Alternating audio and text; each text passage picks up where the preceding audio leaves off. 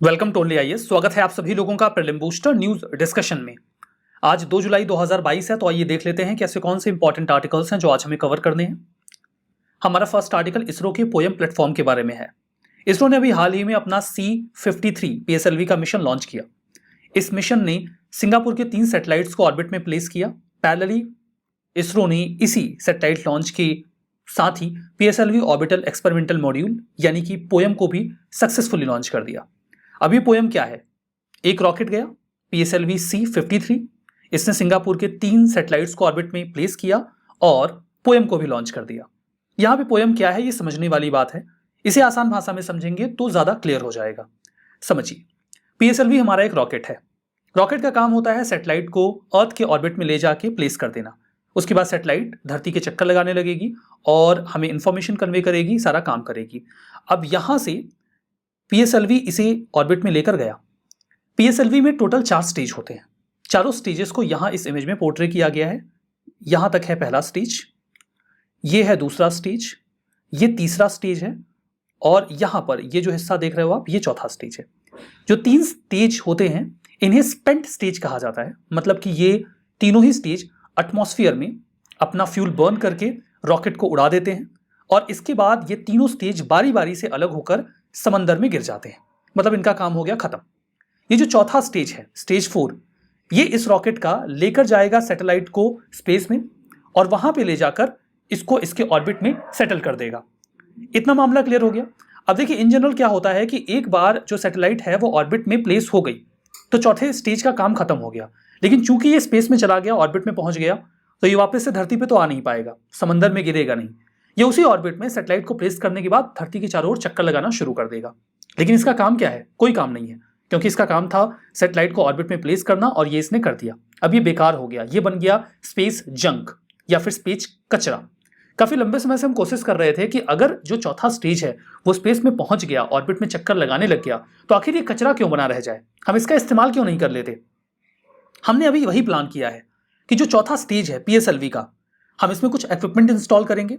इसमें lithium ion battery लगा देंगे, थोड़ा सोलर पैनल लगा देंगे और इसे एक स्टेबलाइज्ड मॉड्यूल की तरह इस्तेमाल करेंगे एक्सपेरिमेंटल पर्पस से, जो कि ऑर्बिट में चक्कर लगा रहा है। सैटेलाइट अपना काम करे और चौथे स्टेज से हम थोड़ा बहुत काम ले लेंगे।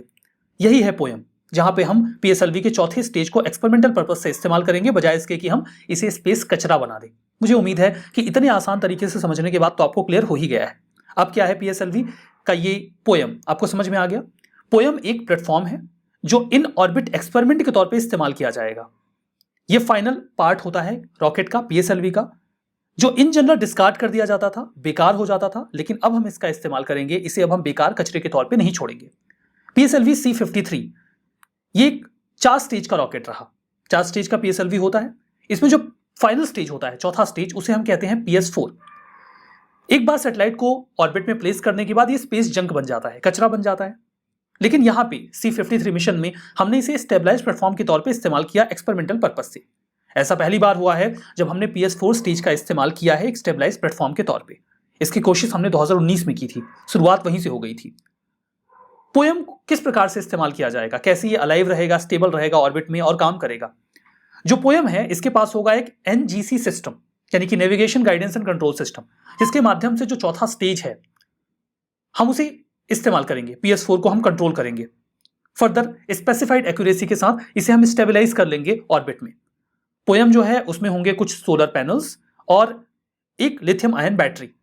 इसके पहले जो हमने 2019 में एक्सपेरिमेंट किया था उसमें हमने सोलर पैनल्स नहीं लगाए थे, केवल लिथियम आयन बैटरी लगाकर ही इस्तेमाल करने की कोशिश की थी।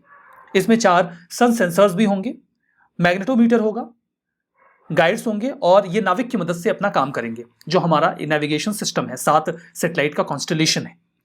इसरो ने PS4 रॉकेट जंक को इसके पहले भी इस्तेमाल करने का प्रयास किया। 2019 में PSLV C54 मिशन के दौरान यह कोशिश की गई थी, जिसके माध्यम से हमने माइक्रोसैट R और कलाम सैट V2 को डेजिग्नेटेड ऑर्बिट में पहुंचा दिया था। उसके बाद हमने इसे ऑर्बिटल प्लेटफॉर्म के तौर पे एक्सपेरिमेंटल तौर पे इस्तेमाल किया था कि जो चौथा हिस्सा है हम उसे नुकसान में ना ले जाएं, जंक ना बनाएं, बल्कि हम उसे इस्तेमाल कर लें। तो ये तो पूरा मामला पोयम का हो गया। उम्मीदतन आपने इसको समझ लिया है। हमारा next article business reform action plan BRAP के बारे में है। बिजनेस को लेकर जो भी रिफॉर्म्स किए गए हैं सरकार के द्वारा, उन्हें राज्यों ने और यूटीज ने कितने बढ़िया तरीके से इंप्लीमेंट किया। उसी के बेसिस पे हम उनको रैंकिंग देंगे।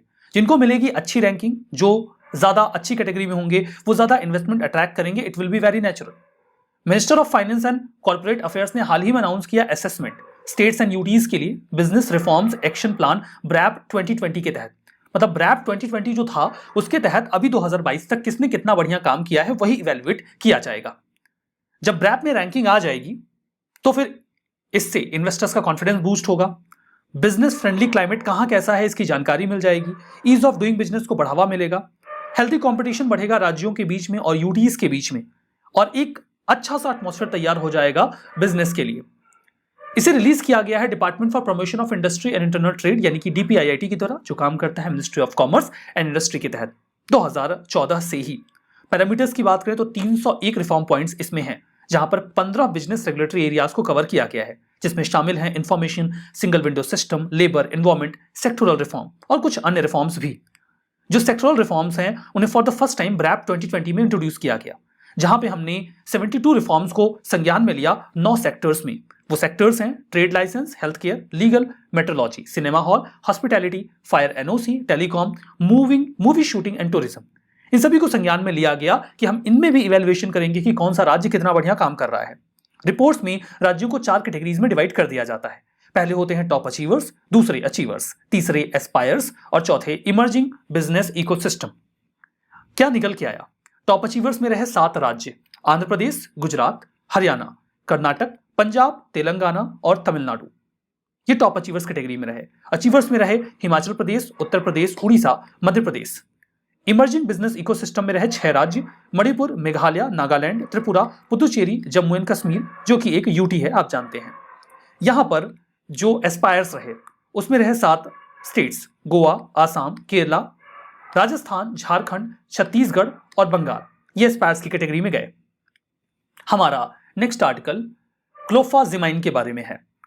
क्लोफाजिमाइन एक बहुत इंपॉर्टेंट ड्रग है जिसका इस्तेमाल हम करते हैं लेप्रोसी यानी कि जो कुष्ठ रोग है, जिसे आप आम बोलचाल की भाषा में कोढ़ कह दिया करते हैं, उसके इलाज के लिए।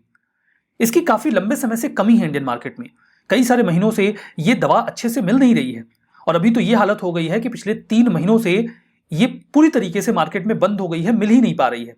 इस क्राइसिस से जो लेप्रोसी के जो भी लोग हैं उन्हें इलाज मिलने में काफी दिक्कत हो रही है। क्लोफाजिमाइन की बात करें तो ये 3 एसेंशियल ड्रग्स में से यानी कि दवाओं में से एक है। मल्टी ड्रग ट्रीटमेंट जब किया जाता है मल्टी बैसिलरी लेप्रोसी के लिए, तो वहां पे 3 दवाएं इस्तेमाल की जाती हैं, जिनमें एक होता है क्लोफाजिमाइन, दूसरा है रिफैम्पिसिन और तीसरा है डेप्सोन। तो इसमें ये वाला मिल नहीं रहा है, तो फिर इलाज कैसे हो पाएगा? देखिए, इसका इस्तेमाल ना केवल लेप्रोसी को क्योर करने के लिए किया जाता है, बल्कि वो बहुत तेजी से फैले ना, उसको रोकने के लिए भी इसका इस्तेमाल किया जाता है। जो क्लोफाजिमाइन है इसका इस्तेमाल ना केवल लेप्रोसी के लिए किया जाता है, बल्कि इसका इस्तेमाल टीबी के इलाज में भी किया जाता है। क्लोफाजिमाइन को मल्टी ड्रग रेजिस्टेंट ट्यूबरकुलोसिस, जब टीबी में कई सारी दवाएं काम करना बंद कर देती हैं, तब क्लोफाजिमाइन का इस्तेमाल किया जाता है और इसे WHO ने रिकमेंड भी किया है। जो NLEP है, नेशनल लेप्रोसी इरेडिकेशन प्रोग्राम है, उसमें गवर्नमेंट ने यह कहा है कि 12 महीनों के लिए जो मल्टी बैसिलरी लेप्रोसी होती है उसके केसेस में हम क्लोफाजिमाइन का इस्तेमाल करेंगे। कुल मिला के एक बहुत ही एसेंशियल, बहुत ही जरूरी दवा है जिसकी इंडियन मार्केट में कमी है, and that is the reason कि ये न्यूज में आ गया है। लेप्रोसी की बात करें तो इसे हैंसेंस डिसीज भी कहा जाता है। क्रॉनिक है, प्रोग्रेसिव बैक्टीरियल इन्फेक्शन है, मतलब एक बार हो गया तो ये बढ़ता रहता है, फैलता रहता है और बॉडी के कई सारे हिस्सों को अपने कब्जे में ले लेता है। इसे एक बैक्टीरिया कॉज करता है जिसे कहा जाता है माइकोबैक्टीरियम लेप्राई। ये कॉज करता है लेप्रोसी को। जो लेप्रोसी होती है इसमें शरीर के कौन से हिस्से प्रभावित होते हैं? प्रभावित होता है skin, peripheral nerves, upper respiratory tract और जो नोज की लाइनिंग होती है वो। ट्रांसमिशन कैसे, फैलता कैसे है? एयरबॉर्न ड्रॉपलेट्स होते हैं। जिस भी व्यक्ति को लेप्रोसी हुई है, अगर उसकी बॉडीली फ्लूइड्स किसी अन्य व्यक्ति के कांटेक्ट में आ जाएं तो उसे भी लेप्रोसी होने का खतरा रहता है। सिम्टम्स में बॉडी पे रेड पैचेस का आना, स्किन पर घावों का हो जाना, हाथ पांव का सुन्न हो जाना, पैरों के नीचे अल्सर्स यानी कि फोड़ों का हो जाना, मसल का वीक होना और तेजी से वेट का कम होना, ये लेप्रोसी के सिम्टम्स होते हैं। हमारा next article financial stability report के बारे में है। आरबीआई ने अभी हाल ही में इस रिपोर्ट को रिलीज किया। ये एक बाई एनुअल रिपोर्ट है। बाई एनुअल रिपोर्ट होने का मतलब ये है कि ये साल में 2 बार निकाली जाती है। कौन निकालता है, याद रखना है आपको, आरबीआई। ये एसेस करता है कि जो इंडिया का फाइनेंशियल सिस्टम है वो हेल्दी है या नहीं है। RBI systematic risk survey conduct करता है, जहां पे एक्सपर्ट से, मार्केट पार्टिसिपेंट से पूछा जाता है 5 डिफरेंट टाइप ऑफ रिस्क के बारे में कि कैसा है इंडिया का मार्केट। रिस्क बहुत ज्यादा तो नहीं। जो 5 रिस्क इवैल्यूएशन में लिए जाते हैं, those are global, financial, macro economic, institutional और जनरल। इन कैटेगरीज में रिस्क को इवैल्यूएट किया जाता है। रिपोर्ट में एक तो मामला एनपीए का आया। एनपीए कम हुआ है, अच्छी बात है। 7.4% मार्च 2021 में था। 6 सालों में पहली बार ये इतने लो लेवल पे आया है। अभी एनपीए 5.9% पे आ गया है मार्च 2022 में। फर्दर जो प्रोविजनिंग कवरेज रेशियो है यानी कि पीसीआर, वो भी बढ़ा है। पीसीआर अभी इंप्रूव होकर 70.9% हो गया है बैंकिंग सिस्टम के लिए, जो कि पहले 67.6% था। पीसीआर क्या होता है?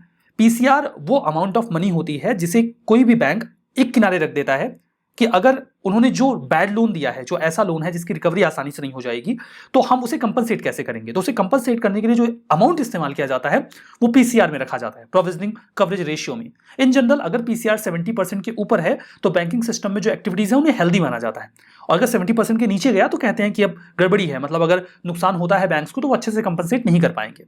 इट्स ग्रेट कि अभी जो पीसीआर है वो 70.9% चला गया है, मतलब कि अभी जो सिचुएशंस हैं वो मोर एंड लेस बढ़िया हैं। हमारा नेक्स्ट आर्टिकल संभाजी नगर के बारे में है। महाराष्ट्र की सरकार ने औरंगाबाद का नाम बदलकर संभाजी नगर कर दिया है। औरंगाबाद को 1610 में मलिक अंबर के द्वारा फाउंड किया गया था। यह सिद्दी जनरल था निजाम शाही डायनेस्टी का अहमदनगर का। अहमदनगर, बीजापुर, गोलकोंडा, बेरार और बीदर ये बहमनी साम्राज्य के टूटने के बाद अस्तित्व में आए। जो बहमनी किंगडम था वो विजयनगर किंगडम के नॉर्थ में हुआ करता था। छत्रपति संभाजी महाराज जो थे वो छत्रपति शिवाजी महाराज के बेटे थे। 1689 में औरंगजेब के आदेश पर इसी जगह पर बहुत ही टॉर्चर करने के बाद उनकी हत्या की गई थी। तो ये काफी सिग्निफिकेंट प्लेस है मराठा हिस्ट्री का, तो अभी इस जगह का नाम संभाजी नगर रख दिया गया है। हमारा next article world drug report 2022 के बारे में है। UN office on drug and crime यानी कि यूएनओडीसी ने हाल ही में रिलीज किया वर्ल्ड ड्रग रिपोर्ट 2022। इंडिया के बारे में उन्होंने बताया कि दुनिया का सिंगल लार्जेस्ट ओपिएट मार्केट है भारत। नशा यहां बहुत बड़ी मात्रा में बेचा जाता है, कंज्यूम किया जाता है। जो नशीले पदार्थ भारत में इस्तेमाल किए जाते हैं वो मेजरली अफगानिस्तान से भारत में लाए जाते हैं ट्रैफिकिंग के माध्यम से। दुनिया की बात करें तो दुनिया में जो ड्रग का कंजम्पशन है वो बढ़ा है। पिछले डिकेड की तुलना में ये इंक्रीज 26% की है। और एक और जो एडिशनल बात है वो ये है कि महिलाओं में पुरुषों की तुलना में ड्रग कंजम्पशन की प्रवृत्ति बढ़ी है। तो ये तो इवैल्यूएशन में निकल के आया।